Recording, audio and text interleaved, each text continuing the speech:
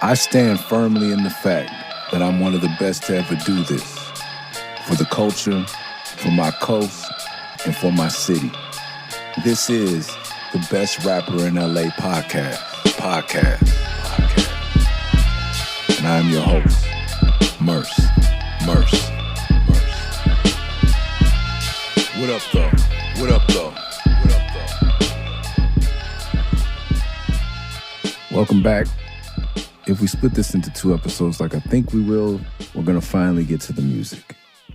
Almost Famous, the first song is What Would You Do If We Put It All Together in the form of Living Legends on the album All Together, Would You?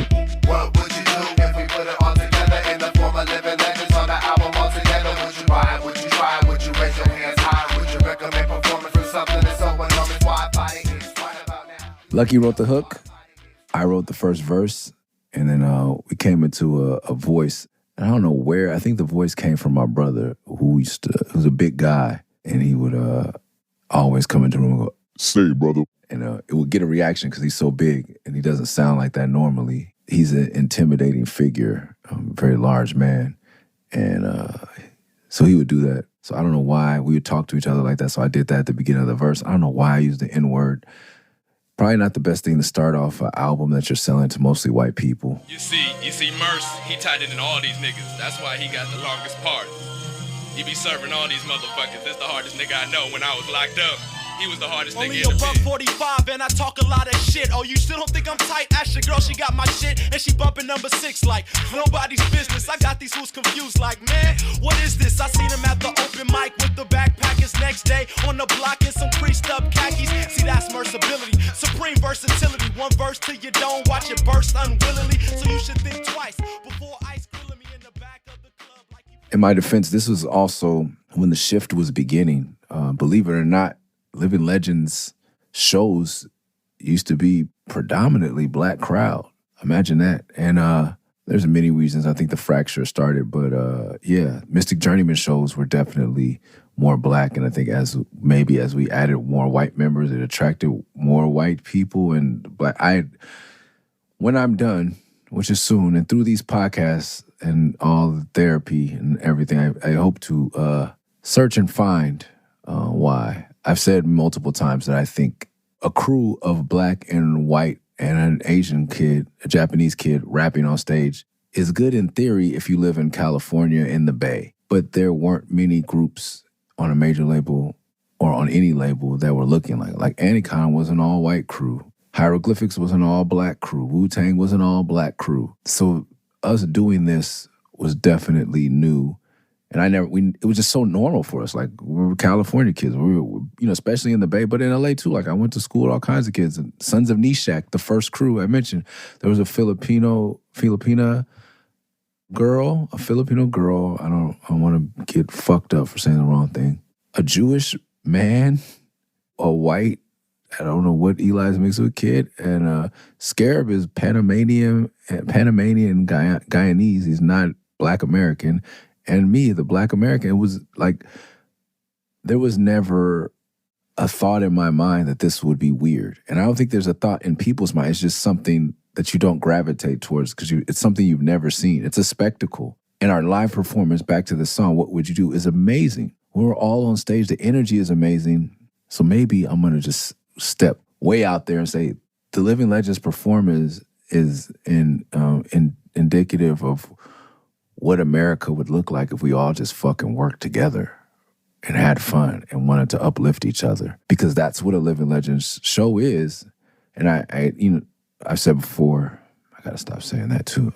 It has to be the reason we didn't take off. The music was decent and just as good as anything out there. Anyway, my first verse, next day on the block of some creased up khaki, see, that's mercability. This early 2000s, really realizing that I'm not a backpacker fully, and I realized a long time, I jumped into this world with Log Cabin, trying to get as far away from street shit, crip shit, all that shit as humanly possible. I was wearing Rod Lavers, which are a white and green Adidas shoe, which was washable because I didn't have a lot of money, so I could always wash them in bleach and they would get whiter. but the soles would get yellower as I found out. But that matched because I wore red, gold, and green laces in them. I did not shave. I wore dreadlocks. I wore thrift store clothing. I did not want to be associated with it at all. And at this point in the story arc is where I've been in a couple situations where I had to fight. I'm going to jail still. And as much as I tried to not present myself as that, I'm still a black kid in America. And I'm rooted in what I was rooted in. I grew up where I grew up. So it wasn't working out. And I think part of these verses when I'm saying shit like that, that's mercability, supreme versatility is, and, you know, next day on the block in some creased up khakis, I'm still discovering who I am for myself. I'm probably, 21, 20. And I think as I try to jump into these scenes, I don't fit here either. I'm not fitting in. That's why I am with the Living Legend sometimes, and I'm still looking for a place where I fit. The Netherworlds was a place where I fit, but not fully. Different things separated me from my brothers there as well. I think everyone's an individual, but I was looking for a pack that I could run with. And I don't think I ever found that to this day. But they let me lead off the song. I try to do comical, funny intros. This intro is similar to the After Hours, which is a song on a later EP, where I do the outro, just talking shit. 6 a.m. and you just called a girl that got a baby in yours, and you gonna go have sex with the baby sleep in the bed next to you. You scandalous, but it's a way of life. You know what I'm saying? And if look, to all the Mexican homies headed to King Taco in East LA, I'ma see you out there. Bring your little sister, cause I wanna get her pregnant. A rato, Vámonos, pues. And that's a $1.45. I said that. I'm probably like a $1.85 now, 4 kids into this thing. Man, you just don't have time to work out. I don't make time. I won't say I don't have time. I don't make time. We have a 5-month-old, a 4-year-old, a 5-year-old, and a 10-year-old. I do a lot of driving and dropping off to football, jiu-jitsu, art. Today I have art class, football practice.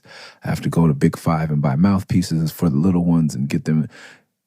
There's no time to work out. So Mr. $1.45 is now $1.85. I'm still trying to get back to a $1.45. I hope I can make it there by 55. Is that enough? Can you guys check back in on me then? Shout out to all the dads, mothers, dealing with not physically appearing as you once did, or as you feel you should. I try to stay at that for a long time, just because of that line. Probably, except for Eli, I have tussled or thrown hands with everybody in the crew. And if it's everybody else, it's not them, it's you. That's so I know it's me. But I guess people would look at me like, why are you like that? And I try to explain, like, this is where I come from. Not an excuse, but this is where it comes from. And so only $1.45, but I talk a lot of shit. I used to tell people, like, do you think that I just started talking shit now? Or have I been, like, talking shit my whole life and fighting my whole life? And it's more that it's just who I am, you know? Luckily, in high school, for me, I discovered marijuana and kept me from probably getting killed or beat up, even, you know, get beat up really bad. But, yeah, it was a shock to me to find out when I'm in rooms with other people and they can recall that they've never been in a fight or been maybe in one fight. And that's not the norm for a lot of people, humans. So that's me, you know, kind of addressing that. I still think that bumping number 6 like nobody's business. Number 6, I was trying to make the number 6 on every album a sexual song. I don't know. I think it lasted till about, I don't know if ended. We'll see how long it runs, but Good Music and Murs Rules the World were out there, and both of those number 6s were sexual songs, especially bumping number 6 like nobody's business. The last line, if you measure the strength of my click by the length of my dick, we be larger than life plus 1/10 of an inch. If you measure the strength of my click by the length of my dick, we be larger than life plus 1/10 of an inch. What would you do if we put it all together? That, you know, immediately didn't age well because they were like, is your dick 1/10 of an inch? I'm like, no, you get what I'm saying. Like larger than life and still a little bigger than that.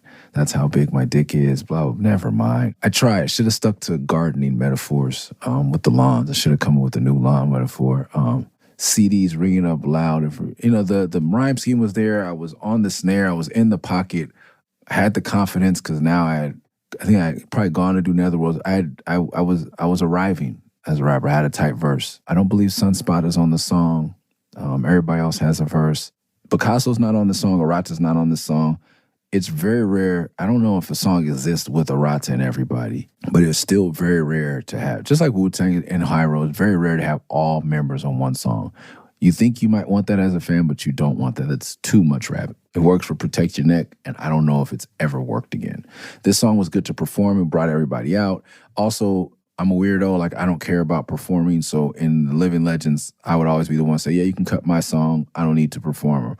Or like, people like to, there's certain groups I've been on tour with that are like, oh, somebody needs to go hype up the crowd or someone introduce me. And I'm just like, give me the microphone. Let me go to work. It's a job to me. And I'm already nervous about going on stage. So let me just get it over with. It's like I equated to fighting. Like, let's just fight. Let's just punch me in the face and let's get this thing started. Let's set it off. Me being first was perfect because I could come out, get the crowd hype, and then bring the Living Legends out on stage. No one wants to.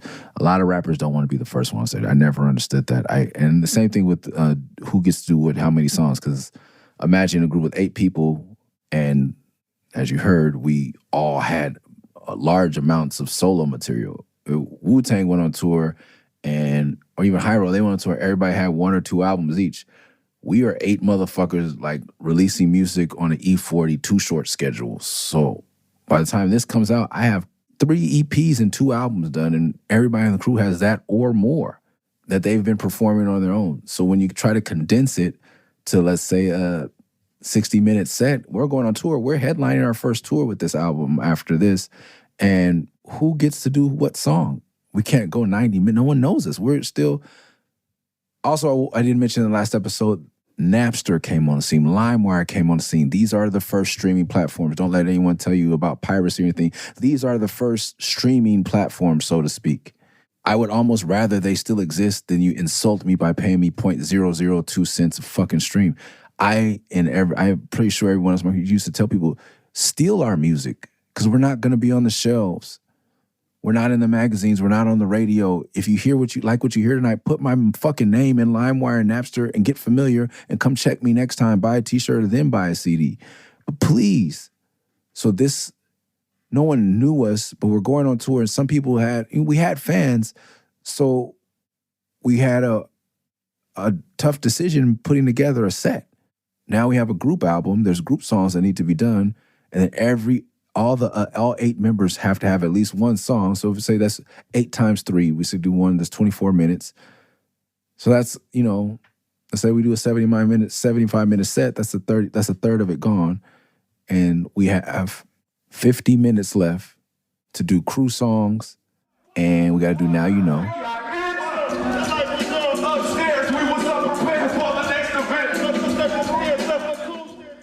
We got to do What Would You Do? We'll get to the other songs we got to do as we figure out this set. Whose songs get cut? I would say mine. No problem. It's a job. I would always ask, do I get paid the same if I do less songs? Then yes. When I go to festivals now, we just did a festival in San Jose, we did a festival in Tucson. I went over time, and I want to apologize to that man. I always tell people, cut my mic. I do not give a fuck. I don't know what job anyone works where they want to go over their time. For real.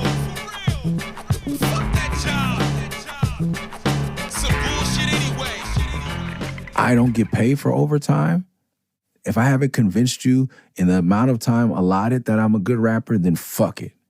And there are other people on the bill. There are people working jobs that are less fun than your job that want to go home. I get it. There's no need to, the security guards, when they kick us out, we're selling tapes. I get it. Don't be rude. But if it's a money thing, I always trip out on the bouncers. I'll cut you in. These are the people that should be getting the merch split. If you don't know, when you sell merch in a venue, the venue takes a percentage of the merch, even though they do shit and didn't do shit, and they don't give you a percentage of the bar. They try to take a percentage of your merchandise and don't provide you someone to sell it unless you pay more. But with the security guards back then, I'm selling tapes. Why not just let me cut you in? I'll throw you a 20, which is you'll get paid another hour. I'm just asking to stay another 10 to 15 minutes to see how many tapes I can sell. But they never think of that. But that's what I do think of that when I'm on stage. There are other artists that I don't want to cut into their set times. It's not fair. Number one is I'm not getting paid anything to rap longer, so I don't care to rap longer. Number two, it makes it uncomfortable for the person throwing the stage thanks to paid dues and booking my own shows. I get that. And thanks to being an artist who has, such and such went overtime, now you have to cut your set, which that isn't fair. And there are staff that want to get out of there on time. So, unless you're like Lauryn Hill or like people who can afford, Miss Hill, pardon me, that can afford to say, fuck it, pay extra $10,000. I just want to do the song because people want to hear it. And you're saving your platinum hit for the last one. I don't really have a song that in my set that if I don't do it, people are going to go home furious. I feel I've tried to make a lot of good songs, and maybe that's why I haven't made any great songs, a lot of good songs, and perform all of them well so everyone has a good time, even if you don't know the song. And if you don't hear the song that you want, you're going to hear one or two songs you want to hear. Unfortunately, fortunately, I don't have, and I used to talk to Shock about this, God bless him, I don't have a Humpty Dance, which I so desperately want in my life is a hit record, like a real hit record. Like I don't do that. And if I do get one of those records, I'm probably going to do it first. So I don't have to worry about the set time getting cut. The times I've led with, like if I'm in LA and I lead with LA, I feel great. I like that feeling. I'm from L.A. California A hot. Days got shade. Let me take you round the way. A lot of out-of-towners can't handle this city where you wear the wrong color. And then we can just enjoy ourselves. It's like you bust one, guys, and then get the second wind, I don't know if that makes sense. That was What Would You Do? That song is a great chorus, great performance song. I can't describe to you what a joy, just hearing it now, hearing the guy, like, I get so, if you've ever seen me at a Living Legends show, I will be jumping and smiling the whole fucking time. And that's what I do. If my song gets cut, then I can give more because I don't have to do a solo set. And I love to I like being Flavor Flav. Flavor Flav is one of my idols. I wish I could put him in my top 5. Later on, I found that we had the same birthday, and I understand the attraction and fascination. But that's my energy on stage. I'm just trying to hype up everybody because I love my brothers, and I think they're dope. I didn't get in a crew with a bunch of motherfuckers I thought sucked or I thought I was better than. And I don't know if I can say the same for everyone in the crew, and that's cool. But I never thought that I was a better rapper than anybody in my crew. I'm a big fan of all of my brothers. And so when you see me on stage with them, and I never wanted to be on stage with myself. I was in Funky Chaos. I was in Netherworlds. I'm desperately seeking to avoid the spotlight and push other people to the forefront. That's now, as I start the Groundways program, that is what I am about. I just love, when I go to the open mics for Groundways now, I love hearing people be dope. I recently flew out a friend of mine just to have him see and photograph because he's a photographer, but just because I love some of these guys and their stories and these ladies, and they're doing amazing. And we have some they, them, non-binary folks too that are amazing. I want to be around dope hip-hop. Someone could play a great piano and I wouldn't be able to feel it the same way I feel hip-hop, unfortunately. My cousin is a great pianist, but I love seeing my cousin play, and it brings me to tears because he was just a little dude that's, cyber. My cousin is Chris Bowers, who scored Bridgerton.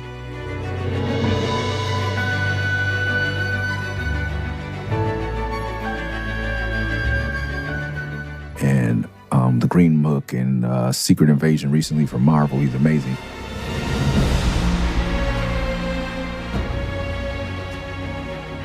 When I see him, I cry, but it's not because I fucking understand piano or jazz. It's because my little cousin that's fucking killing it. But other than that, like, there's nothing that gives me the feeling of being around people who are dope. And when I live with these people and I know their song and what they're saying on the microphone, I don't rap with anyone who raps about bullshit. So when they're rapping, I'm feeling it. When Grouch and PSC do Windows, I put my ear to the speaker because I know what the fuck they're talking about. I remember the rainy days. Mama dropped me off at school in a bucket. It was around the 3rd grade. Melting crayons on the furnace, playing heads. When Sunspot does his verse on Never Falling Down, bro, I understand. And I want to bring that to life. And I love being with them for those moments. So going first and bringing my crew out is probably the best job I could have ever had. that's how I started in Living Legends. Introducing Mystic Journeyman on tour was sometimes all I got to do on stage when they'd get me in the club. And maybe a freestyle at the end or if the sound went out. I went places to hype up who I thought was one of the greatest groups and still think one of the greatest groups of all time, the Mystic Journeyman. And now I'm rapping first on What Would You Do, the first song on the first album by Living Legends. I just wish I hadn't done the N-word. But that space was there so I could come out and be like, y'all ready to rock with Living Legends? And then only $1.45. And it's like muscle memory at this point. That was What Would You Do. You don't know me, but you'd like to. Why'd you think I stood beside you? Not concerned with how this might fall. Nature become prowl at nightfall. When the sun begins to dim and eventually the day dies and the mood prepares to sway. Okay. The next song is Night Prowler, which is one of the best Living Legends songs. My favorite Living Legends songs, I'm Not On.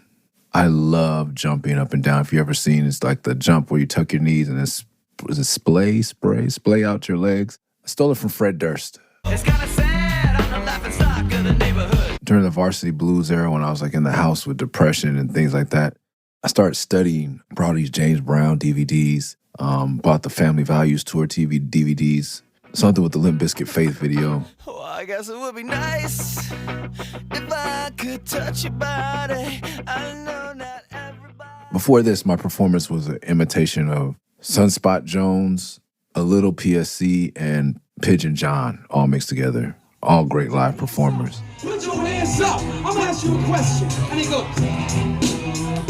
what's cracking? What's up, yo? The name's Pigeon John Super Disco. Ladies say ho, you're good to go. Brothers say hey, today's your day. Now everybody just scream.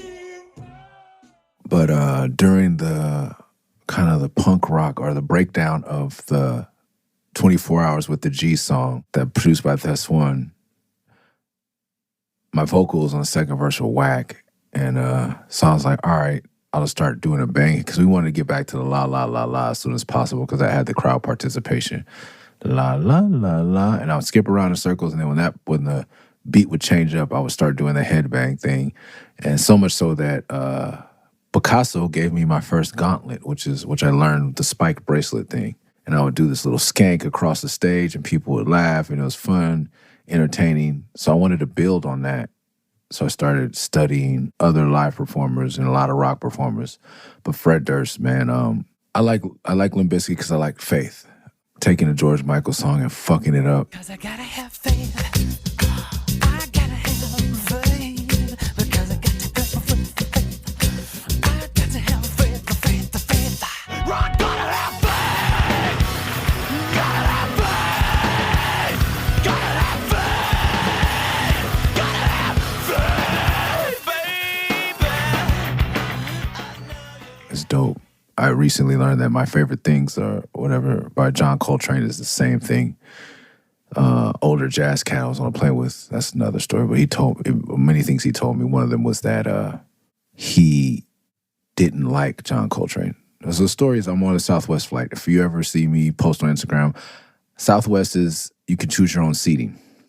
However, I like the aisle seat. I'm getting up there in age, bladder, prostate, whatever it is. I gotta pee. I don't like having to step over people. And now my hair is unpleasant to brush in people's face, and I'm aware of that. Numerous reasons I like the aisle seat. I sit on the aisle, and I'm happy to give up the window seats. Window seats are cherished. And people will take the middle seats, other aisle seats all around me, but give me a row to myself most times. The 2 seats next to me will be the last 2 seats on the plane. I tested it. I told other people. I told my DJs, like, sit back. Don't sit next to me. Just watch this. Recently did it on a flight from Tulsa to Colorado and Denver to L.A.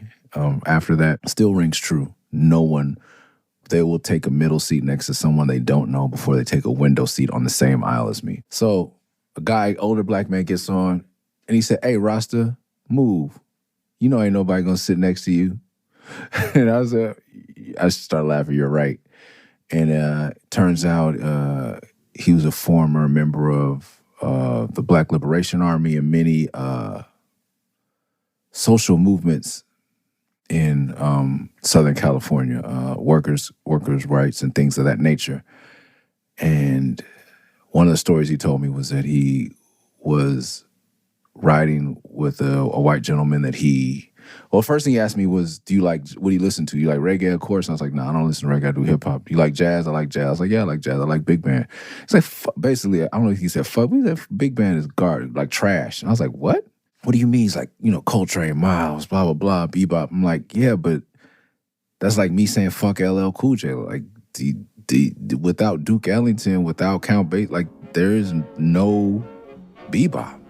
Who do you think the people who created bebop listen to, motherfucker? Like, I'm acting like I'm an old head now, arguing with him just for fun, because he was a fun dude. It was all in good fun. And he's like, I actually didn't care for jazz, and he said, man, I always thought John Coltrane was a sellout because he like, I don't want to hear like rainbows, and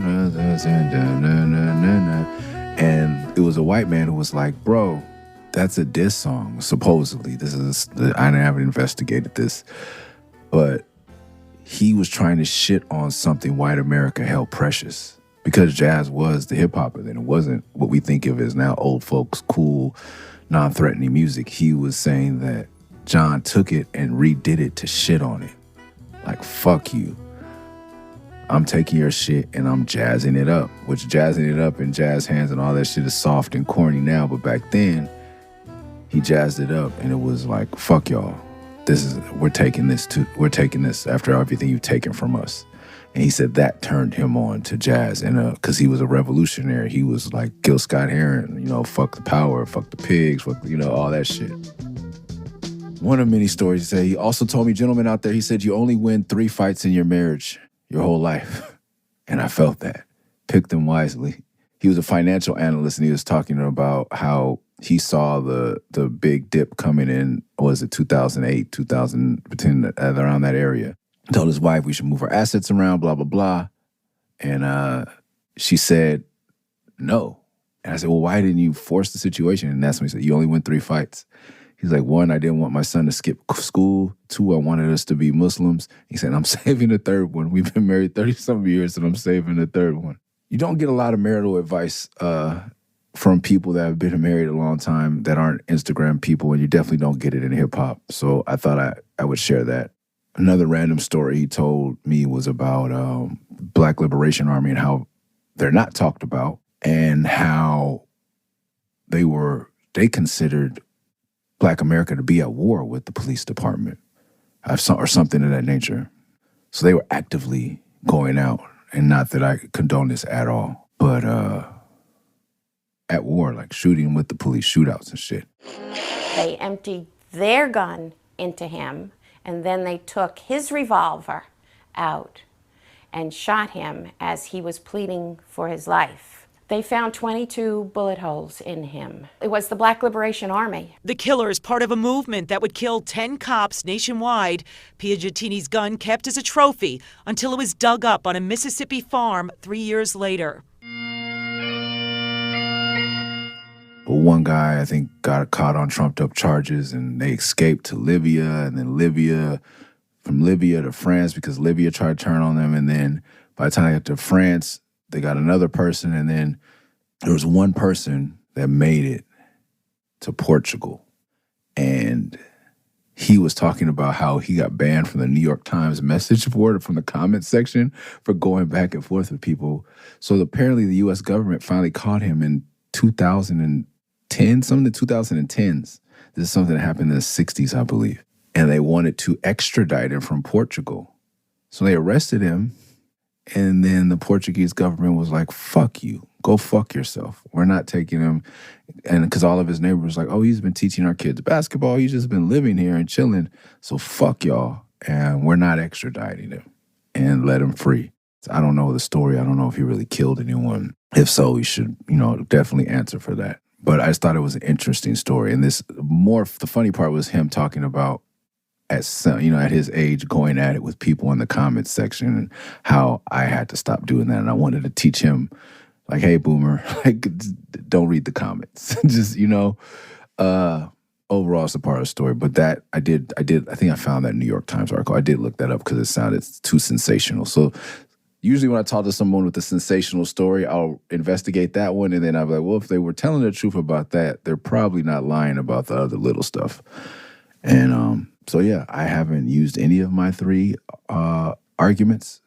Oh, I used one. I used one of mine already, and I still pay for it every day. So, fellas or ladies, whatever it is, if you're married and you go out with your partner, if you both just hold those 3, but I think it's for usually husbands, hold your 3 because you're not going to win many things. I'm currently vegan by marriage, okay? That was a long way around of saying I studied performances. We spun off in a whole other direction, but I think that's the point of this. I stole that thing from Limp Bizkit from a song called Faith. I don't think Fred was trying to diss them. Back to Fred. This is going to go on veer off on another path. Tangents. This is what this is about. Fred, with his red-ass hat, people really come down on him. And I don't get it. He's just a kid from, I think, Jacksonville. Just in case you didn't know, I'm a Jaguars fan. Believe something like that, Jacksonville. I can look it up, but fuck it. Before the internet, if you loved hip-hop and you were a white kid, and I believe from a lower-income area, I don't know what your access to the culture is. Like, you would probably rap like Fred Durst. Like who's going to cypher with him and make him a more modern MC? I think his style can be antiquated or stiff or a lot of things, but I don't think he did it to blow up. You have to keep in mind that there was no fucking rap rock lane. And the song where he doesn't rap at all is like Faith is the best song. $3 Bill, y'all. I think it's a great I think there's a lot of great Limp Bizkit albums. Fucking shoot me. Murs is better than your favorite rapper is directly from a shirt I own that said Limp Bizkit is better than everyone that I bought at Hot Topic.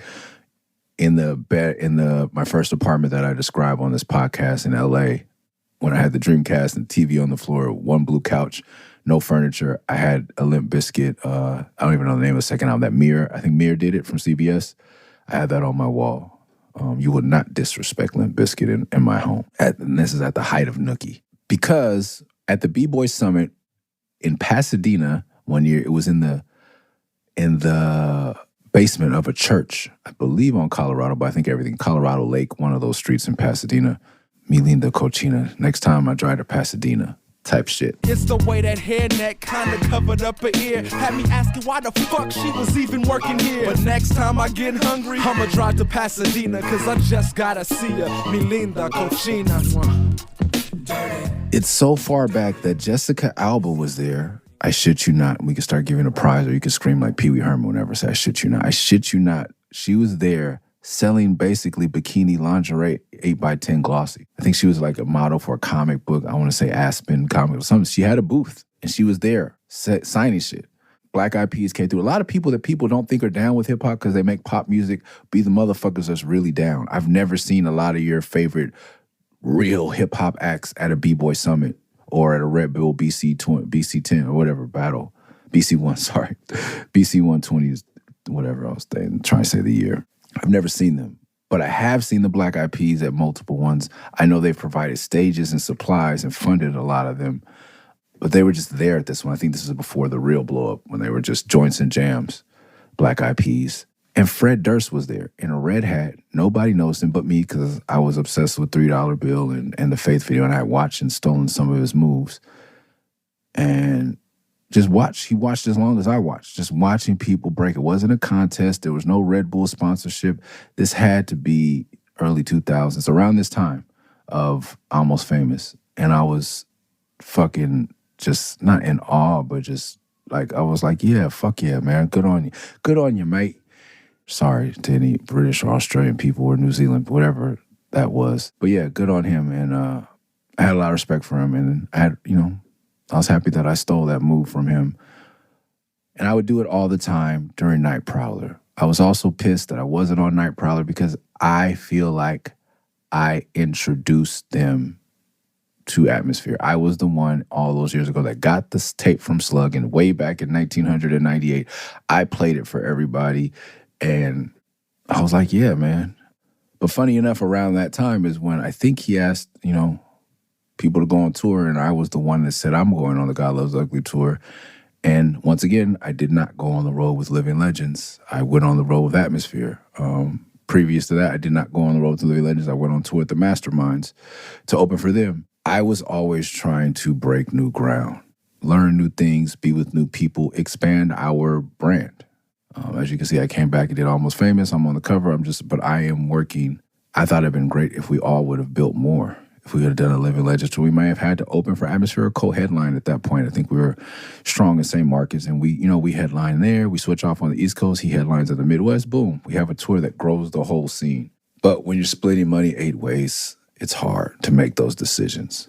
Because even if we split the headliner fee with Atmosphere, we are still having to split he gets half and splits it amongst him and his DJ. And back then, and the hype man is a work for hire.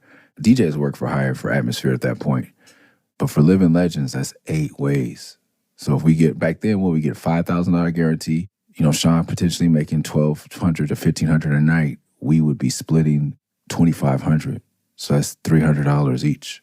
When they went on tour and got $5,000 a night and split that 7 ways. And that's another, back in the day, motherfuckers was, if I wanted to cut a song from the set, great. If I didn't, I wasn't the popular one. I was still the ugly, whack guy in the group to some people.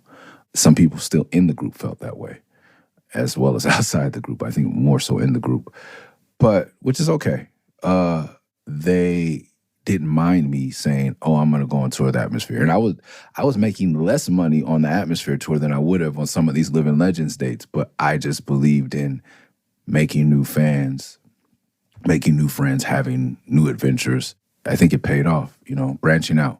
They would gladly let me go. But when I did get to perform this song, I fucking love it.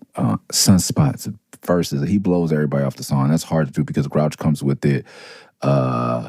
Slug comes with it, of course. I think he wrote the hook. It sounds like something he wrote, but I could be wrong. Could be Grouch. Grouch did the beat too, so double kudos for him. But Sunspot, step to the beat, walk to the beat, fuck to the beat. Step to the beat, walk to the beat, talk to the beat, live to the beat, rock to the beat, fuck to the beat, dance to the beat, paint to the beat, fight to the beat. You get lost to the beat, police walk the beat, kill to the beat, still to the heat, terrorize, kill, no retreat. Proud to the beat, proud to defeat your weak scandal. Oh, spray vandal, walk the streets, I hear footsteps on the street. Someone's following me on the street. Like racism. And it's just vintage Sunspot. It's probably my favorite Sunspot verse. Lucky comes in, kills it. Night shift, I'm proud, serve like the out, well endowed. I'm out when the freaks come out, way after dusk, after the time when the opening acts get they time to bust the night shift. I prowl and observe like the owl, surroundings minus a scowl, wise and well endowed, in the mental well renowned, ghetto pass every town, PNC, nice to meet you. So black guys talking about the size of their penis, stereotypic. I did it on the first song. Second song, we got Lucky talking about it. We like to go on the road and have SCX, I guess, or act like we did because that rarely happened. For me, yeah, I think at this time, I'm just gonna be honest. I don't think I still had sex with white girls as a rule. I don't know what tour. I think it was Creative Differences tour or somewhere around there where it finally happened for me, and I stopped being such a dickhead. He used pussy hug in the rap. I felt good because that was a term I think I invented on Murs Rules the World from the song I Hate Your Boyfriend. So, just having that inside joke, inner slang, like if you didn't have the Murs Rules the World album, you probably didn't get that line. And I also reference myself, like with number 6, like Nobody's Business. There are little things, Eli rapping about being Gandalf and a wizard. And all these things are like, if you're familiar with the crew, they're Easter eggs. If you're not, it's just good rapping, hopefully. I like that. Like weaving our lore, our details. If you're in it, you're in it. If you're not, it goes over your head. Like Star Wars, like so many other things that are great. And I think this was the beginning of it. There was some dickhead, Nathan Rabin of the AV Club, gave the album a favorable review, saying, Living Legends' grandiose moniker may be ironic and self-deprecating, but Almost Famous should go a long way towards establishing the members of this oversized crew as legitimate underground hip-hop heroes. Such a fucking backhanded compliment, man. I never really cared for reviews. So fucking what, man? Why say that shit? No, it's not grandiose and ironic, motherfucker. We did legendary shit. I've gone on in these podcasts about that. It's not ironic and it's not self-deprecating. The title may be self-deprecating, or maybe that's what he meant. Maybe they misquoted the Nathan, and I'm just say sorry, Nathan, Rabin, I don't know, of the AV Club. But most of the time, it's just good to be reviewed. I'm fucking with you, Nathan. Thanks for chiming in. You're Wikipedia famous, and we're underground rap hero famous years later. This says this came out on 10/10/2001. That is Night Prowler. You don't know me, but you'd like to. Why do you think I stood beside you? Not concerned with how this might fall. Nature become prowl at nightfall. What to say? That looks good. Dope verses, dope hook, dope beat, dope video. If you go see the video, it's pretty fucking good. Well, that looks good, but what's on the inside? What's on the other side? What's on the flip? Tell me what I get. Is it all of what I see? If I give you all of me, then am I tripping? Listen, that looks good, but what's on the inside? What's on the other side? Eli did the beat basics in the video. Yeah, I feel like this is another one of the things I did where I got in and out. Even on the song, I'm talking about people in the crew. Even doing, all of my friends were doing ecstasy, but definitely people in Living Legends. I thought about trying it once, and I believe somebody told me, like, I can't see you doing this drug. I've been a melancholy gypsy, since before we came up with the name, but we came up with the name. 3 15-year-olds don't come up with that name if it's not true, indicative of who they are. Like, we were just, if you know Scarab, you know Eli, you know me. It's pretty much, spot on accurate. So whoever I was talking to that was doing extra, like, you can, but I just, I was finally ready to join the crew, and they were like, nah, just, because I think everybody was upstairs doing it, and I would just hang out. Because I didn't have a car, I didn't have a house most of the time, just living with people. So if they're all doing X, I'm just I'll skateboard, write raps, do something in the driveway. And that was me. But yeah, that looks good, boys on the inside. It was, me trying to tell my friends, it's probably not a good idea. Fucks you up long term. I still stand firmly on that. Catch me chilling on the side, staying drug-free with pride. I don't even smoke weed, so why would I try something mixed with speed? Need me to spell it out? I'm talking ecstasy, the drug everybody's trying. Everybody else is trying, except for me. Catch me chilling on the side, staying drug-free with pride. What's on the inside? What's on the other side? What's on the flip? There's a part in there I said, not seeing, like, who knows what I was saying, that just didn't want to do another take. I was probably wherever we were recording. I would love to, and hopefully get to eventually hear everyone else's take on what was going on during this session. But I was assuming, me knowing my demeanor, I was probably trying to get in and get out of there. I did not want to fucking hang out with these guys, maybe, or whoever they are around. There's people in the video that I know I got in and got out. Everybody's girlfriend is in the video. My girlfriend is not in the video. I'm sure I had a girlfriend at the time. That's why the one young lady's only sitting next to me on the couch for a brief second. But yeah, they had cameos from people I didn't care for at the time at all. And it's part of the narrative where I'm saying, like, I was like, if I don't fuck with them, why do y'all fuck with them type of shit? And you can blame me for having strategic alliances with people, but I also stayed friends with a lot of the people I chose to be friends with then. And they were people that were doing similar things. So, for instance, Slug didn't do ecstasy, to my knowledge, but also, like, just similar ethos and ethics. Those are the people I was down with. I was, obsessed with, I said, branching out, working, spreading the brand, like working in a different way than my crew was working. So I kind of just aligned with those people. And if those people tend to be the ones that do well, like, I was telling you, when I got with Slug, it was because of Christina Ricci. God Loves Ugly hadn't blown up yet. We were at a similar level as far as popularity. It wasn't like, oh, I'm going to get with the hottest rapper out right now. Same thing with LP. Same thing with A$AP Rock. Same thing, like, a lot of people I met. And there's a lot of people I met that haven't blown up that I'm, still relatively cool with. But yeah, they are definitely cool with it. I have text threads with people who aren't famous rappers, or who were rappers that are no longer famous, or people who are still rapping and just at the same level. But I know that's an accusation that has slipped out there. But it was more just along the lines of people who are getting like I was getting it. And Also far enough away from where you don't have to know their dirt. I think that was another thing.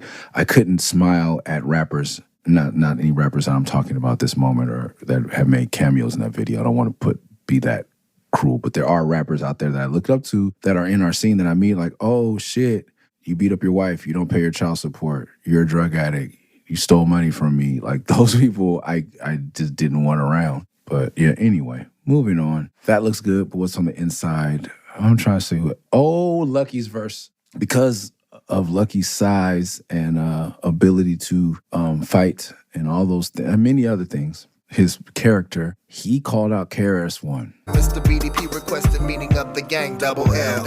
Over to the office we proceeded, hype and curious about what he needed. Greeted with pounds and hugs, major love. And next came the pitch, how we supposed to sign up. Get under the wing, Rap City, MTV, all them things that my mama and my sister wants to see for me. Next scene performing at a club for the label that he runs, we supposed to sign up. Put us up in the Holiday Inn on Highland. We do the show, everybody drunk and smiling. Leak out the info that we about to sign it, but little did we know that the Blast Master's lying. Another chapter in this book called The Legends. Everything ain't ever what it seems, and that's forever. Well, that looks good, but what's on the inside? What's on the other side? What's on the flip? This was a moment for us. KRS-One had become the president or vice president of Warner Brothers for a time. I don't know how it came to us. He wanted a meeting with us. Apparently it was before Almost Famous came out. He was signing people. He wanted to sign us. He had a meeting.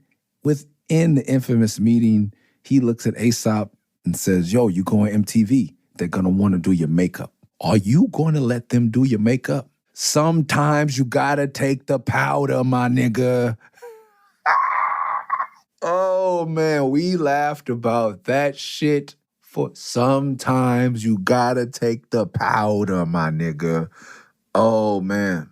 And it's just big home, like the jewels, it is true. Like, you don't think about that. It's going to be weird for, now that there's everything behind the scenes. But yeah, before you go on, they're going to have to powder your nose so you don't shine. Especially, I'm sure KRS-One had that issue.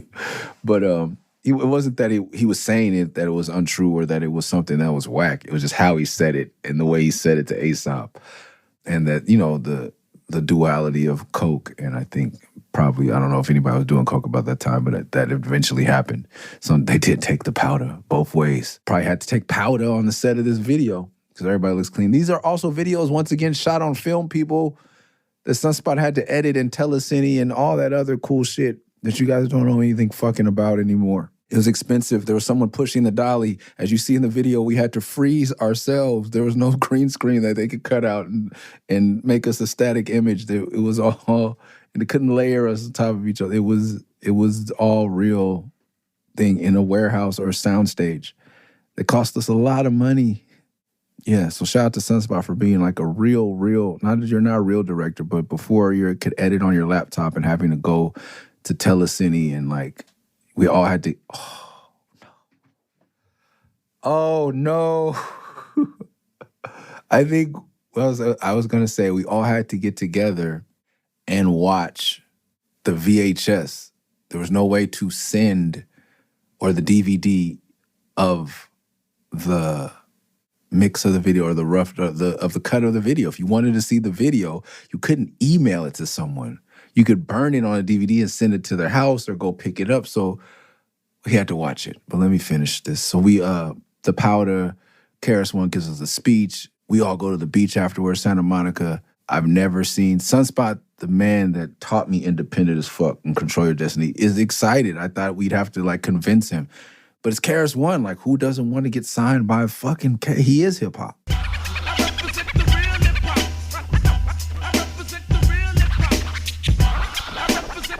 All right, I'm fucking amped. I'm like, all right, this is what we're doing. It's change, it's growth. Like I was saying, I'm about growth. Fuck it. The irony is I would end up in that room with the president of Warner Brothers, signing Warner Brothers 6 years later, 7 years later or something. Same building, same exact room. No, it was another, but I went in that room for a meeting. But yeah, anyway, I was in that building constantly 7 years later for when I was signing Warner Brothers. It didn't work out. So Lucky had to let him have it on the verse. And I wasn't mad at it. proud of my brother and telling the truth. So that's a good document. I don't know if anyone ever, because there wasn't message boards, there wasn't tweets, and a lot of shit we did and said, if it was done and said in this era, would have taken us to new heights. We would have been renegades. And once again, woe be to whoever had a problem with it, because it was, we could say, I felt at that point, we could say whoever we want about whatever we want about whoever we want, as long as it's true, we stood by it. It wasn't too many people that were going to out-rap us, out-fight us, outperform us, outsell us, out-hustle us. It's kind of like taking from what Wu-Tang and hieroglyphics, I always want to acknowledge that, and turning it into something even more streamlined. I just think we were ahead of our times. But I think more than self-deprecating or ironic, I think we kind of lived into the name. It was what is it called? Foreshadowing of what was to come. Because we are living in people definitely like, yo, what's up, legend? Like all the younger cats, and when I do these one-on-one sessions, some of these guys have never heard me rap, these kids that I mentor. And they'll go home and like, oh shit, my uncle told me that you used to do this and you used to do that. Oh man. Or like, I Googled you, bro. I didn't know that you knew Tyler or you did a song with Kendrick Lamar. Like, you're a legend, bro. I didn't know. That's what I get from a lot of younger kids, especially kids under 30, which we lived into that name. We lived up to that name. So Nathan, I disagree with you. It's not a moniker that's ironic or self-deprecating. It was having foresight. I think that's about it about That Looks Good. Let's move on to Black Glass. Is Eli and Scarab over a dope beat. Can you see yourself not seeing yourself? That's the question. If I paint the back of a sheet of glass black, would I have it so complex you can never make your way back to vanity instilled in children, villains with the greatest weapon of all time, connection with your outer layers of mind, body, and soul, could never conceive or believe in a world. I don't know why I'm not on the song, but I guess this is a 3MG song without me fucking it up, because I admit all the time they are much better rappers than I am. I love them. I'm a huge fan of them. Eli was my favorite rapper for many years. I still hold him in high regard. Yeah, they just did a song with Chesky or something. And at first I'm always like, oh, why have them and not me? No one even asked me. But then I'm like, I get it. So if you're not a Murs fan, I don't know why you'd be listening to this, but if you're not a Murs fan, this is a great song, because it's a 3MG song without me fucking it up for you. I always think that my verse is the worst verse. There's a couple songs in the history of our probably 50 or 60 songs we put out, or whatever, 30, 40, I don't know. How many other songs we've put out and done together where I may have the best verse on the song, but it's rare that I get to out-rap my brothers. It's not that it's a competition. It's rare that I like my verse better than I like theirs. So Black Glass is a dope song. I love it when Scarab says worse to sis and like words that aren't really words, because that's really Scarab, and it's funny and it's unique and it's dope. It's kind of like his own slang. No clear views or rear views. Freeways would be overcrowded with fender benders, and middle fingers would be thrown up in faces as common as compact mirrors can be found in purses. Life would be the worstest, or would it be a remedy? No more 7 years bad luck for breaking the reflective glass. More productivity. Women wouldn't be running back and forth in bathrooms to refresh in that ass. Yeah. So that is Black Glass, Sunspot on the hook. I love Sunspot doing hooks. Who doesn't love it? If you're listening to this podcast and you're not a Living Legends fan, please, he did the chorus for me on 18 with the Bullet remix on Into the Beginning. So please believe me when I say You go, you feel it in your soul, you're drawn to it. So if you wanna roll, you can do it. Just open. That voice and that can't stop it all. One thing was on. You made it that way, till it all blows away. You can't stop it all. Some things must fall. You made it that way, till it all blows away. Sunspot Jones, one of the greatest of all times, producer, rappers, and directors. Producer, rapper, director, author of children's books as well. But as far as in this sphere, he is a producer, director, and rapper. We're going to move on to everyone's favorite song that doesn't feature Slug, Rabbit Hole. Now if it's cool in moderation, I found a way to pace it. I made it more acceptable this life and I ace it. I'm faded on occasion in abrasion to the clean cut. Blended with my normal way of life and now I seem stuck. Even when I'm not blue, I'm focused and I thank you for opening that part of my brain I couldn't break through. Even though it's ill. I think it's the Jefferson Airplane sample. I had no idea that it was a popular song. So of course it resonated with our fan base, which is now, or at this point, now predominantly white. One pill makes you larger and one pill makes you small. And the ones that mother gives you don't do anything at all. Go ask Alice when she's 10 feet tall. It's, it's funny that I'm hyped because I just think the beat is dope and the song is dope and my boys are spitting. And then years later, I literally performed the song and then I was in a coffee shop. So I was like, oh, they're playing Living Legends. Oh, wait, no, they're not. I'm sure fans that are white Americans have that thing sometimes when you find out somebody sampled something. You're like, oh, wow, that's a song. Because I know some of y'all's knowledge of Anita Baker matches my knowledge of Jefferson Airplane. Some of you grew up and got balanced. I'm still learning every day. But yeah, that's the drug song. I wasn't on it because I don't do drugs. But I love that I'm not on it because I could jump up and down like a fucking madman.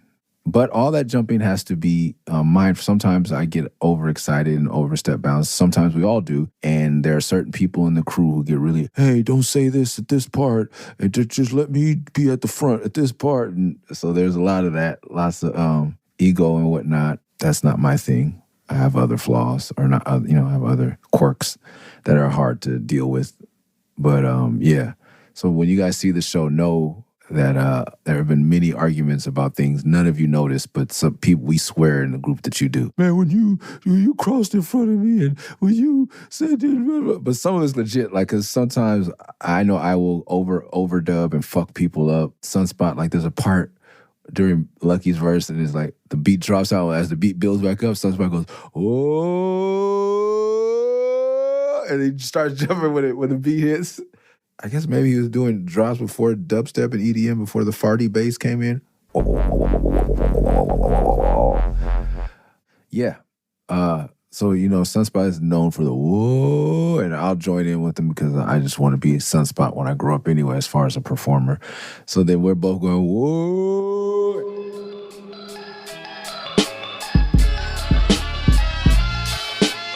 Tune in next week for the exciting conclusion. Thanks for listening to the Best Rapper in LA podcast. Make sure you subscribe wherever you listen to podcasts. Make sure you never miss an episode by subscribing on Spotify, Apple, wherever it is. If you like the show, leave a review on Apple Music or Spotify. And to support the podcast directly, go to patreon.com/MURS316, Murs316. See y'all next week. Peace, peace, peace.